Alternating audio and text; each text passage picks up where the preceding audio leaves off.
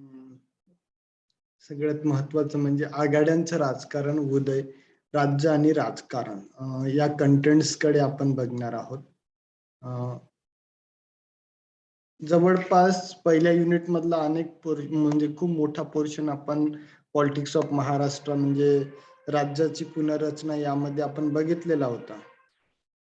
त्यासोबतच हल्ली जे काही राज्याच्या निवडणुका चालू आहेत, प्रत्येक आर्टिकल मी तुम्हाला सेंड करत आहे. म्हणजे जवळपास एक हा पूर्ण फरवरी आणि मार्चचे 15 दिवस इथेपर्यंत ते आर्टिकल दररोज एक एक येणार आहे. ते आर्टिकल तुम्ही रीड करा. कारण महत्वाची गोष्ट म्हणजे जर कदाचित तुमचा थेरॉटिकल बेस पेपर झाला डिस्क्रिप्टिव्ह पॅटर्न मध्ये, तर तुम्हाला ते विचारलं जाण्याची शक्यता निश्चितच आहे. या 5 निवडणुकांपैकी एखाद्या पक्षांची स्थितींवर विचारलं जाईल किंवा अन्य कोणत्याही घटकांवर तो प्रश्न विचारला जाईल. एखाद्या राज्याच्या निवडणुकीवर विश्लेषण करण्याची परिस्थिती या ठिकाणी तुम्हाला ठेवावी लागेल. कारण हे जे काही 5 राज्यांमध्ये निवडणुका होत आहेत, त्या ठिकाणी स्थानिक पक्ष आहेत ते प्रभावी ठरताना आपल्याला दिसतात. मग ते उत्तराखंडचं असेल, उत्तर प्रदेशची निवडणूक असेल, पंजाबची असेल किंवा मणिपूरची किंवा गोव्याची असेल. या 5ही राज्यातील तुम्हाला प्रत्येक कंटेंट्सवर तुम्हाला बघायचं आहे.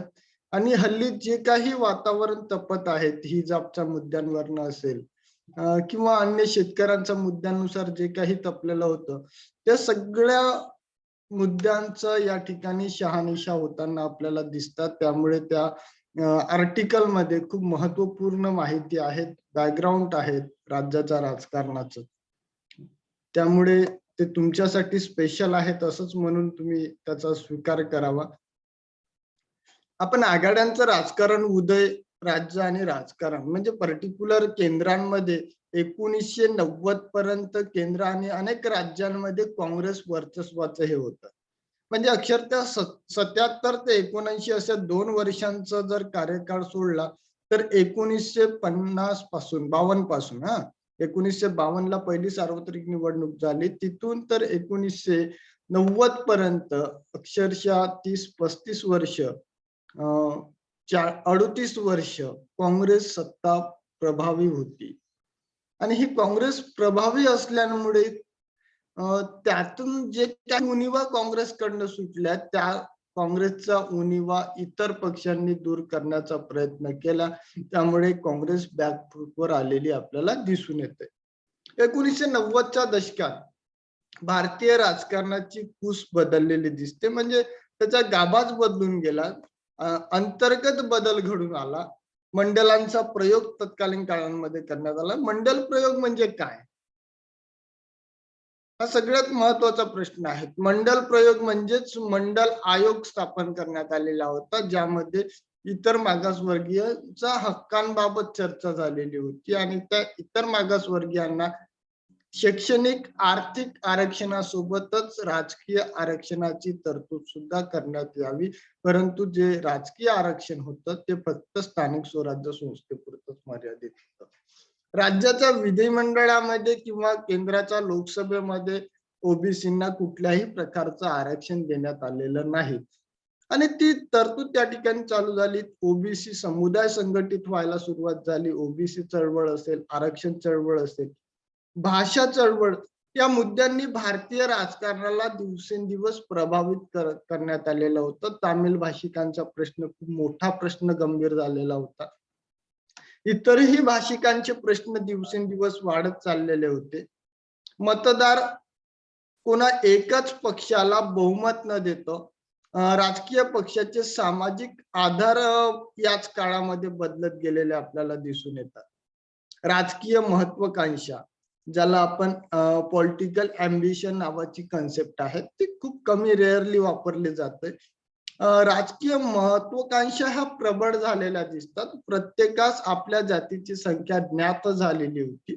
म्हणजे ही अंदाजित, मी याच्याही अगोदर तुम्हाला सांगितलेलं होतं की जे जातीनिहाय जनगणना ही 1931 मध्ये झालेली आहे. त्याच्यानंतर अजिबात जातीनिहाय जनगणनेचा बेस वापरलेला नाही. 2011च्या जनगणनेमध्ये सेन्सेक्समध्ये ह्या कन्सेप्ट वापरण्यात आलेल्या होत्या, पण ज्यावेळेस त्यांचा आधार घेतला ब्रिटिशांनी, ज्यावेळेस भारतातील जातीची संख्या सांगितलेली होती, त्याच्या तुलनेत कितीतरी पटीने 2011 मध्ये जाती निर्माण झालेल्या होत्या. त्यामुळे तो बेस वापरता येत नाही, इम्पेरियल डेटा म्हणून याचा आधार घेता येत नाही, असं केंद्र सरकार राज्य सरकारला वेळोवेळी समजवत असताना आपल्याला दिसून येतं. आणि त्यामुळे प्रत्येकांना असं वाटायला लागलं की आमच्या कम्युनिटीची पॉप्युलेशन एवढी आहे आणि त्यामुळे जितनी संख्या उतनी एक प्रकारचं नेतृत्व किंवा प्रतिनिधी, आमची जेवढी लोकसंख्या आहे तेवढी आम्हाला प्रतिनिधित्व पाहिजे, तेवढं आम्हाला भागीदारी पाहिजे, तेवढं आम्हाला राजकीय प्रतिनिधित्व किंवा सहभाग हवा आहे, अशी मागणी भारतीय राजकारणामध्ये मोठ्या प्रमाणात झालेली आपल्याला दिसून येते. मग ते उत्तर प्रदेशमध्ये यादवांची भूमिका असेल किंवा इतर कम्युनिटीची भूमिका असेल, ते आपल्याला दिसून येते. एक सूत्र भारतीय राजकारणामध्ये तत्कालीन काळामध्ये सुरू झाली. मतदारांनी प्रत्येक स्तरावर राजकीय पसंतीचे क्रम बदलत गेलेले दिसून येते. यातूनच आघाड्यांच्या राजकारणाचा उदय झाला. जे काही आपण महाराष्ट्रामध्ये भीमशक्ती सोबत शिवशक्ती एकत्रित आलेलं उदाहरण बघितलेलं होतं, किंवा म्हणजे शिवसेनेसोबत दलित समुदायांचे जो काही एक दोन गट त्यांना सहभागी करून घ्यायचा आणि मग जाणून समुदायांपुढे दाखवायचं का आम्ही भीमशक्ती आणि शिवशक्ती, म्हणजेच बाबासाहेबांच्या अनुकरण करणारा गट आणि शिवाजी महाराजांचं अनुकरण करणारा गट, असं एकत्रित आलेलो आहोत. आणि त्यामुळे मतदार सुद्धा आमच्या बाजूने आकर्षित होणार की काय, अशी लोकांवर प्रभाव टाकण्याची भूमिका याच काळामध्ये सुरू झालेली दिसून येते. अंकित. Hello sir. हा बोला. सर, जे आता तुम्ही जसं म्हटलं की जे छोटे पक्ष असतात किंवा जातीवर आधारित पक्ष असतात, तर सर सपोज आता एखादी पक्ष आहे त्याचं 100 किंवा 200 किंवा 500 वोटच असल्यासारखे आहे, समजा 5,000 पैकी 500 वोटच आहे एखाद्या पर्टिक्युलर म्हणजे जातीची किंवा ह्याची, तरी पण सर ते लोक निवडणुकीमध्ये भाग घेतात. तर मग त्यांचा भाग घेण्याचा उद्देश जे मत त्यांच्या पर्टिक्युलर पक्षात म्हणजे धर्माचे आहेत ते घेणं असते, की म्हणजे मत फोडणं असं म्हणता येईल, की जे बघ पक्ष. बघा, तुमचा जो प्रश्न आहे तो अगदी महत्वाचा आहे. आपण विधानसभेच्या निवडणुका बघतोय, त्या ठिकाणी आपल्याला छोटे छोटे पक्ष दिसून येतात. विशेषतः यामध्ये मी सगळ्यात महत्वाची भूमिका एका पक्षाची घेईन. तो पक्ष म्हणजे बीएसपी. महाराष्ट्राच्या राजकारणामध्ये बीएसपीची सीट आपल्याला अजिबात दिसून येत नाही, परंतु ज्यावेळेस निवडणुका होतात, विधानसभेचा होऊ द्या, लोकसभेचा होऊ द्या, त्या ठिकाणी 4,000, 5,000, 10,000, 30,000, 35,000 हजार वोटिंग पर्यंत ते घेताना आपल्याला दिसतात. आणि हे घेतात कोणत्या भागात, ज्या ठिकाणी त्यांचा समुदायांचं म्हणजे पर्टिक्युलर त्या ठिकाणी त्यांचं नेतृत्व मानणारा गट उपलब्ध असतोय. आणि दुसरी गोष्ट, यांना मतदान का केलं जातं, तर आमचं अस्तित्व आहे, आमचं संघटन मजबूत आहे, म्हणजे ज्याला कॅडेट्स वोट म्हटलं जातं. ते वोट्स पलटतच नाही, म्हणजे पर्टिक्युलर आम्हाला माहिती आहे आम्ही पराभूत होऊ, परंतु आमची संख्या किती आहे हे आम्हाला लोकांना दर्शवायचं आहे. आणि त्यासाठी ह्या कॅडेट्स वोटर्सची गरज असते. म्हणजेच पर्टिक्युलर जर कदाचित आता आपण 2024 ला होणारी निवडणूक, 2024 मध्ये होणारी निवडणूक जर आपण समोर ठेवली आणि त्या 2024च्या निवडणुकीमध्ये कोणता एखादा पक्ष म्हणजे 2019 मध्ये उत्तर नागपूर मधून बीएसपी ला किती मतदान मिळालं, म्हणजे पर्टिक्युलर या ठिकाणी कॅडेट्स वोट एवढं आहे, तर हे केंद्रीय पातळीवरील किंवा पर्टिक्युलर राज्याच्या पूर्ण निवडणुकीच्या वेळेस बीएसपीच्या सोबत युती करण्यासाठी, आघाडी करण्यासाठी काँग्रेस असेल, भाजप असेल, ती एकत्रित येण्याचे चिन्ह या ठिकाणी उभे राहतात, कारण या ठिकाणी कॅडेट्स वोटिंग एवढी आहे. हे मी बीएसपी संदर्भात सांगितलंय. गोंडवाना गणतंत्र पक्ष हा एक छोटा पक्ष आहे आणि अक्षरशः नागपूर जिल्हा परिषदेला 2 जागा त्याचा आलेल्या आहेत. तर हा पक्ष जर देवलापार तालुक्या म्हणजे रामटेक तालुक्यातील देवलापार भागांमध्ये सक्षम असेल तर कदाचित शिवसेनेचा तिथला उमेदवार इथल्या छोट्या पक्षाला स्वतःसोबत एकत्रित आणण्याचा प्रयत्न करतोय, कारण देवलापारमध्ये पर्टिक्युलर त्यांची व्होट बँक आहे आणि ती व्होट बँक आपल्या बाजूने यावी, गठ्ठा मतं आपल्या बाजूने भेटावी म्हणून ते युती करताना दिसते. जर कदाचित युती किंवा आघाडी झाली नाही तर ते जो आकडा आहे तो एकतर शिवसेनेच्या उमेदवाराला पराभूत करण्यासाठी कारणीभूत ठरू शकते किंवा इतर पक्षाला पराभूत करण्यासाठी, म्हणजे एक प्रकारचं तुम्ही जसं म्हटलंय की उमेदवार पाडण्यासाठी हे उभे राहतात का, तर याच्यापेक्षा जे स्वतःचं अस्तित्व दाखवण्यासाठी उभे राहतात असा सुद्धा गट आपल्याला भारतीय लोकशाही निवडणूक पद्धतीमध्ये दिसून येतो. तर त्यांना काही घेणं देणं नाहीये, फक्त एवढं आहे की आपलं अस्तित्व या ठिकाणी टिकून आहे आणि त्यामुळे आपल्याला निवडणुका लढणं भाग पडतं, अशी भूमिका मांडणारा हा गट आहे. आणखी यापुढचा प्रश्न आहेत का काही सत्यक्षण? त्यांना दबाव गट म्हणता नाही येणार. नाही, दबाव गट नाही म्हणता येणार, कारण दबाव गटांचं स्वरूप निवडणुकात सहभाग घेत नाहीत दबाव गट. पॉलिटिकली प्रेशर त्यांच्यावर आणतात की निवडणुकांचं प्रेशर सांगतात की आमचं अस्तित्व मान्य करा आणि त्यामुळे मग कदाचित निवडणूक पूर्व काळातच यांच्यासोबत काहीतरी असा करार केला जातोय का आम्ही तुमच्यासाठी असं करणार, आम्ही तुम्हाला, म्हणजे धनगर समुदायांचं सांत्वन करण्यासाठी धनगरांचा जो राजकीय पक्ष मी तुम्हाला आधी पण सांगितलं होतं, राष्ट्रीय समाज पक्ष, या पक्षाला मागच्या वेळेस भाजप सरकारने स्वतःच्या याच्यामध्ये घेतलेलं होतं की आम्ही एसटीसाठी आरक्षण देण्याचा प्रयत्न करू, आम्ही तुम्हाला मंत्रिमंडळामध्ये पण घेऊ आणि त्यांना मंत्री सुद्धा बनवलेलं होतं, परंतु काळाच्या ओघामध्ये महादेव जानकर पुन्हा वेगळे पडले. ही परिस्थिती आपल्याला प्रत्येक वेळेस दिसून येते. शिवसंग्रामचे जे विनायक मेटे होते त्यांच्या सोबत पण असंच झालेलं दिसून येतं. प्रत्येकांच्या वेळेस तशी स्थिती आपल्याला दिसतात.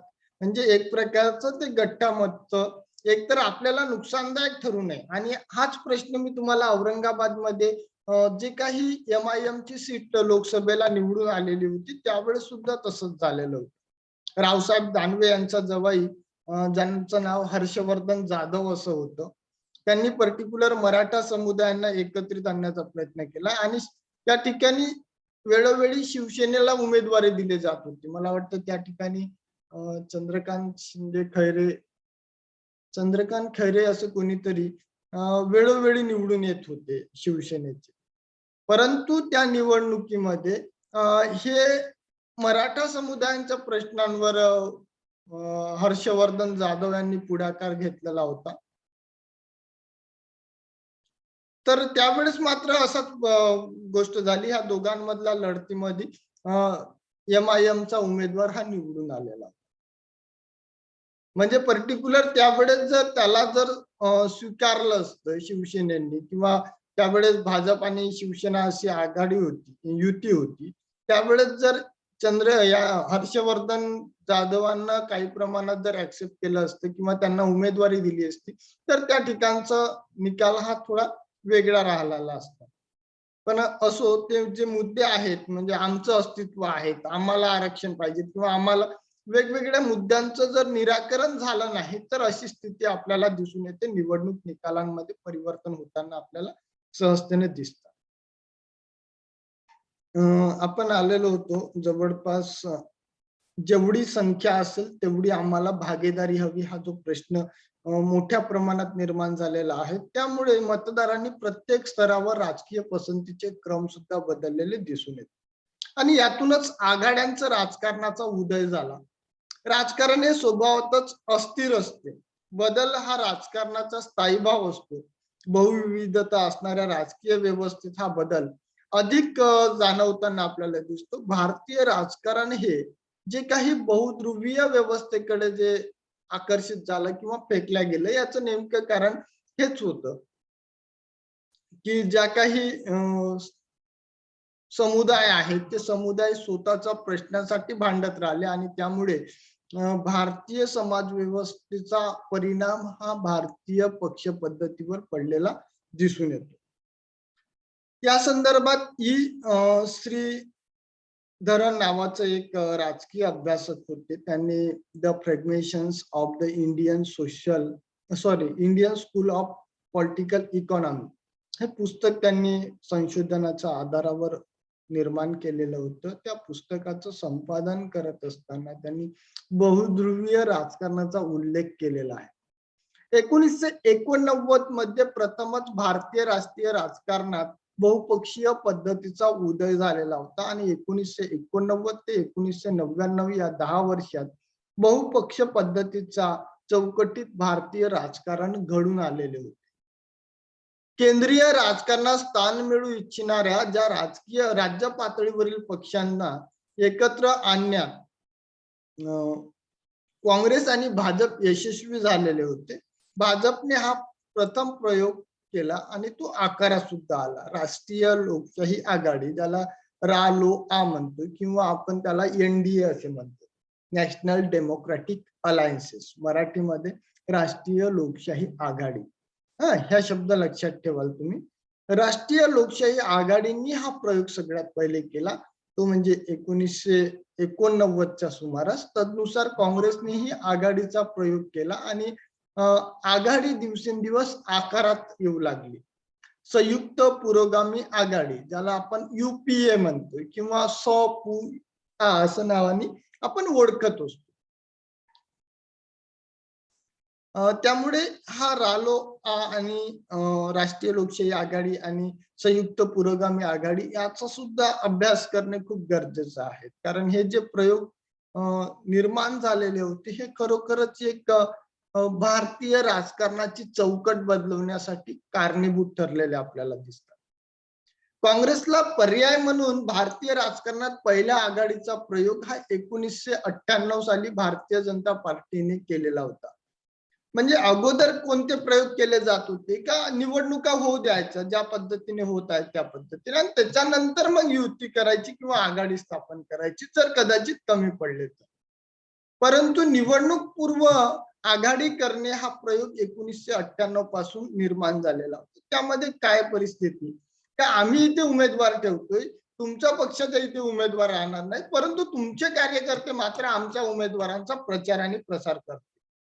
अशी परिस्थिती आपल्याला निवडणूक पूर्व आघाडीमध्ये दिसतात. निवडणुकीनंतरची आघाडी, निवडणुका झाल्यानंतर ज्या काही सीटांची किंवा जागांची वाटणी झालेली असते, ती वाटणी झाल्यानंतर मग निश्चित असा आकडा स्पष्ट, म्हणजे ज्याला आपण स्पष्ट बहुमत असे म्हणतो, तो आकडा घडवण्यासाठी पर्टिक्युलर समुदाय एकत्रित येतात, पक्ष एकत्रित येतात आणि सत्ता स्थापन करतात. ते निवडणुकीनंतरची आघाडी. परंतु निवडणूक पूर्व आघाडीचा पहिला प्रयोग जो काही झाला तो 12व्या लोकसभेमध्ये 1998 मध्ये भारतीय जनता पक्षांनी केलेला दिसतो. 12वी लोकसभा ज्यावेळेस झाली ती 12वी लोकसभा 1989 मध्ये झालेली होती. या निवडणुकीत कोणत्याच राजकीय पक्षाला बहुमत मिळालेलं नव्हतं. 505 पैकी काँग्रेसला 141 मिळालेले होते, भाजपला 181, बिजू जनता दलला 9, भाकप या म्हणजे कम्युनिस्ट गट जो होता भारतीय कम्युनिस्ट पक्ष त्याला 23 जागा प्राप्त झालेल्या होत्या.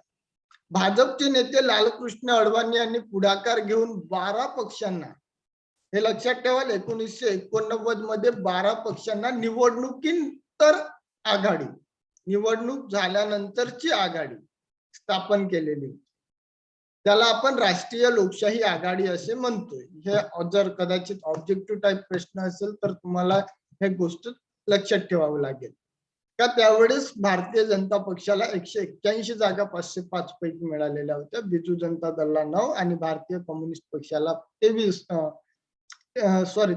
जागा आणि काँग्रेसला फक्त 141 जागा. त्यामुळे लालकृष्ण अडवाणीच्या नेतृत्वामध्ये पर्टिक्युलर 12 पक्षांना एकत्रित येऊन राष्ट्रीय लोकशाही आघाडी नावाची कन्सेप्ट जे काही निर्माण झाली ती तेव्हा निर्माण झालेली.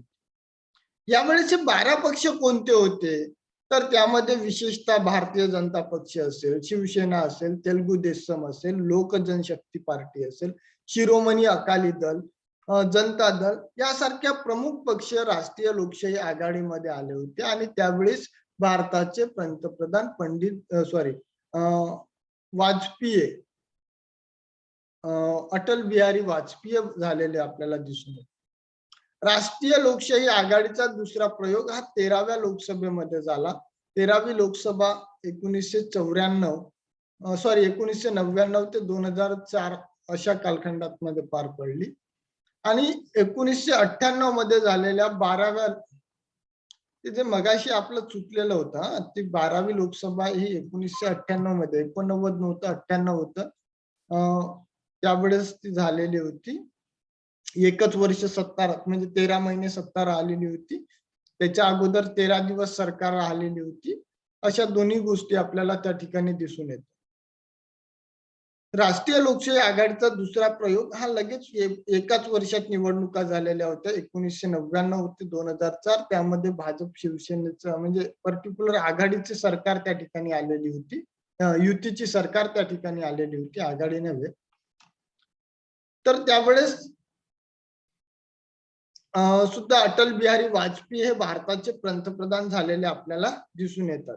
अनेक प्रादेशिक पक्षांचा समावेश असलेल्या या सरकारमधील तामिळनाडूमध्ये अण्णा डीएमके नावाचा जो पक्ष आहे, त्यांच्या ज्या नेत्या होत्या जयललिता, यांनी विविध मागण्यांसाठी सरकारचा पाठिंबा काढून घेण्याची धमकी दिलेली होती. म्हणजे पर्टिक्युलर जेव्हा जेव्हा अशी आघाडी किंवा युती आली, त्यावेळेस त्या सरकार स्वतःच्या मर्जीनुसार सरकार चालवण्यासाठी सक्षम नव्हती. कारण कोणी पण कधी पाठिंबा काढून ठेवेल आणि कधी सरकार पडेल याचं सांगता येत नाही. 13 दिवसामध्येच अटल बिहारी वाजपेयी यांचं एका मतानं सरकार पडलेलं आपल्याला दिसून. त्यामुळे जे काही सेंटेन्स सरकार आती है जाती है लेकिन देश को नहीं झुकना दूंगा, हे जे अटल बिहारींचे शब्द आहेत ते खरोखरच महत्वपूर्ण दिसतात. कारण त्यांना माहिती होतं, भाकीत कथन होतं की असे जे काही वेगवेगळे छोटे छोटे पक्ष एकत्रित येऊन ज्यावेळेस सरकार बनवतो, तर त्यावेळेस अनेक पक्षांचे स्वतःचे हित लक्षात घेता ते पक्ष सरकारला दडपणात आणण्याचा प्रयत्न करताना आपल्याला दिसून येतात. तामिळनाडूमधील डीएमके सरकार बरखास्त करण्यात यावी या मागणीमधील सर्वात महत्वाची मागणी होती आणि तामिळनाडू विधानसभेच्या त्या आधीच्या निवडणुकामध्ये जयललिता यांचा पराभव झालेला होता. त्यांच्या मागण्या पूर्ण न झाल्यामुळे अण्णा डीएमकेच्या 18 खासदारांनी सरकारचा पाठिंबा काढून घेतला होता आणि त्यामुळे अल्पमतात असलेल्या सरकारला 17 एप्रिल 1999 रोजी लोकसभेत विश्वासदर्शक ठरावाला अवघ्या एकाच मतांनी पराभूत व्हावं लागलं आणि त्यामुळे म्हणजे जे काही डीएमकेचा परिस्थिती अशी झाली की राज्याच्या राजकारणामध्ये डीएमकेची सत्ता होती आणि अण्णा डीएमके, दोन प्रकारचे तिथं पक्ष होते, द्रविड मुन्नेत्र कळघम आणि अण्णा द्रविड मुन्नेत्र कळघम. हे जे पक्ष होते, ह्या पक्षांपैकी डीएमकेची सरकार तामिळनाडूमध्ये होती. अण्णा डीएमकेच्या नेत्या ज्या होत्या त्या जयललितांची भूमिका अशी होती की या ठिकाणचं जे सरकार आहे ते बरखास्त करावं. परंतु ते जे लोकशाहीच्या मार्गाने ते सरकार स्थापन झालेलं होतं, ते केंद्र सरकार सहजतेने बरखास्त करू शकत नाही. म्हणजे कितीही काही प्रयत्न केला तर महाराष्ट्रामधली सरकार बरखास्त करताना मोदीला खूप मोठा विचार करावा लागेल आणि तो प्रयास हा पर्टिक्युलर अण्णा डीएमकेच्या नेतृत्वाने म्हणजे जयललितांनी वाजपेयी सरकारवर प्रभाव आणून करण्याचा प्रयत्न केलेला होता. परंतु त्यांनी त्या कार्याला नकार दिला आणि त्यामुळे त्यांनी जे काही 15 खासदार त्यांचे होते त्यांनी आपला पाठिंबा काढून घेतलेला दिसून येतो. हा पाठिंबा जरी काढून घेतला असला तरी सुद्धा एका मताने फक्त सरकार त्यांची पडलेली होती. परंतु लगेच 1999 मध्ये पुन्हा निवडणुका झाल्या आणि त्या निवडणुकांमध्ये भारतीय जनता पक्ष हा परिपूर्णपणे आघाडीसह सत्तेवर बसलेला दिसून येतो. त्यावेळेस त्यांच्या जागांची म्हणजे जे काही नेतृत्वांची संख्या होती ती वाढलेली आपल्याला दिसून येते. भारतीय राजकारण हे कमालीचे एक वैविध्यपूर्ण असे आहेत. आज भारतीय राजकारणाची कुस उजवी बनली आहे. भारतीय राजकारणाचे स्वरूप हे अखिल भारतीय न राहता प्रादेशिक गोळ्याबेरीज म्हणजेच डेव्हलपमेंट ऑफ रिअलिझम अशा पद्धतीची झालेली आपल्याला दिसून येते.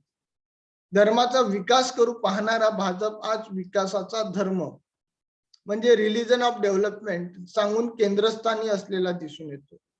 काँग्रेस व्यवस्थेचे सर्वोत्तम उदाहरण असणारे महाराष्ट्र ते सुद्धा 1995 पासून भाजप शिवसेना आणि 2014 पासून भाजपकडे आणि पुन्हा 2019 पासून महाविकास आघाडीकडे गेलेलं दिसून येतं. जरी आपण बघितलं तर काँग्रेस व्यवस्था हा शब्द कोणी वापरलेला होता, या शब्दांकडे जरी आपण बघितलं तर आपल्याला दिसून येतंय का रजनी कोठारी यांनी ही संकल्पना मांडली दिसून येते. संयुक्त पुरोगामी आघाडी याबाबत आपल्याला फक्त चर्चा करायची राहून गेली. मला वाटतं त्या कंटेंट्सला आपण थोडं बघून घेऊया. काँग्रेसच्या नेतृत्वाखाली राष्ट्रीय राजकारणात संयुक्त पुरोगामी आघाडी स्थापन करण्यात आलेली होती किंवा आकारास आलेली दिसून येते. संयुक्त पुरोगामी आघाडी म्हणजे एक प्रकारे 2004 मध्ये त्यांचा पहिला प्रयोग अस्तित्वात आलेला दिसून येतो.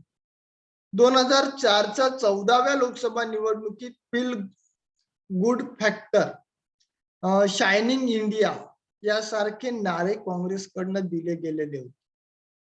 फील गुड फॅक्टर आणि शायनिंग इंडिया शायनिंग हे अंडरलाईन करून ठेवा किंवा नमूद करून ठेवा. इंडिया शायनिंगचा नारा काँग्रेसकडनं कधी देण्यात आला. म्हणजे विशेषतः तुम्हाला नेटसेटचे पेपर तुम्ही द्याल तर तुम्हाला हा प्रश्न विचारला जाऊ शकतो. फील गुड फॅक्टर हा नारा कधी देण्यात आला? गरिबी हटावचा नारा कधी देण्यात आलेला होता? यासारखे मुद्दे तुम्हाला विचारले जाऊ शकतात नेटसेटच्या पेपरमध्ये किंवा तत्कालीन काळांमध्ये. जे कोणी काँग्रेसचे अध्यक्ष होते त्या संदर्भात हा वापरला जातो. राष्ट्रीय लोकशाही आघाडीचा दारुण पराभव या 2004च्या निवडणुकीमध्ये झाला होता. मतदारांनी भाजपला नाकारत 8 वर्षांनी 1996 मध्ये पुन्हा काँग्रेसच्या हाती सत्ता दिलेली होती. 1996 ला भारतीय जनता पक्षाच्या नेतृत्वात सरकार स्थापन झाली. पुन्हा 98 ला स्थापन झाली. पुन्हा 1999 ला झाली. हे सलग 3 निवडणुका काँग्रेसकडनं सत्ता नव्हती आणि त्याच्यानंतर पुन्हा 2014 पासून मात्र काँग्रेस 70 पक्षांकडे सत्ता गेलेली आपल्याला दिसून येते. यावेळी काँग्रेसला बहुमत मिळाले नाही, पण सर्वाधिक 145 जागा काँग्रेसला प्राप्त झाल्या. सरकार स्थापन करण्यासाठी संयुक्त पुरोगामी आघाडी निर्माण झाली आणि या आघाडीमध्ये काँग्रेस, द्रविड मुन्नेत्र कळघम ज्याला आपण DMK म्हणतोय, राष्ट्रवादी काँग्रेस, तेलंगणा राष्ट्र समिती, Jharkhand Mukti Morcha, PDP public party असं काहीतरी नाव आहे त्या PDPचं,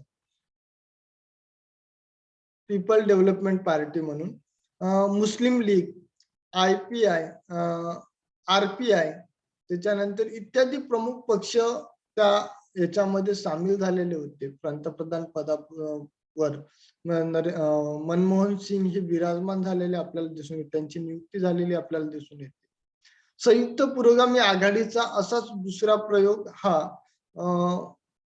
2009 मध्ये 15व्या लोकसभेमध्ये झालेला दिसून येतो. या निवडणुकीत संयुक्त पुरोगामी आघाडीला एकूण जागेपैकी 275 जागा प्राप्त झालेल्या होत्या. काँग्रेसला सर्वाधिक म्हणजे 203 जागा प्राप्त झाल्या. पंतप्रधान पदी पुन्हा डॉक्टर मनमोहन सिंग यांची निवड करण्यात आली.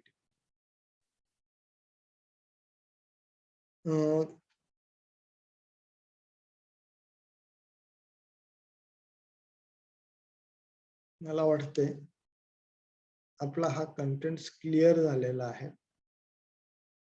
यानंतर सिलेबस मध्ये बघून आपण पुढच्या कंटेंट्स कडे वळूया. पुढच्या कंटेंट्स मध्ये काय आहे? अभ्यासाकरिता विवेक दिवान सरांचं पुस्तक आहे. विवेक दिवानचे वडील आहेत ते, नाही विवेक दिवानच पुस्तक आहे बरोबर. विवेक दिवान यांचे ते पुस्तक आहे. ते पुस्तक तुम्हाला अभ्यासाचं आहे या पेपरसाठी. तर भारतीय घटक राज्याचे राजकारण नावाचं ते पुस्तक आहे. तुम्ही ग्रंथालयामध्ये जाऊन ते पुस्तक काढून घेऊ शकता. मोजक्या प्रती आहेत, कारण जवळपास परिपूर्णपणे तो सिलेबस त्या पुस्तकातून कव्हर होत असतो. ओके.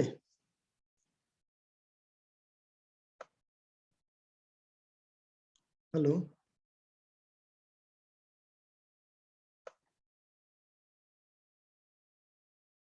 हॅलो. Hello sir. येते सर आवाज. ओके. तर सगळ्यात महत्वाची गोष्ट म्हणजे अजूनही तुमच्यापैकी काही लोकांनी तो फॉर्म भरलेला नसेल गुगल क्लासरूम सॉरी गुगल फॉर्मचा जो मी व्हॉट्सअपच्या ग्रुपला शेअर केलेला होता. कोणी भरलेला राहून गेलात का तुमच्यापैकी? पौर्णिमा शंभरकर.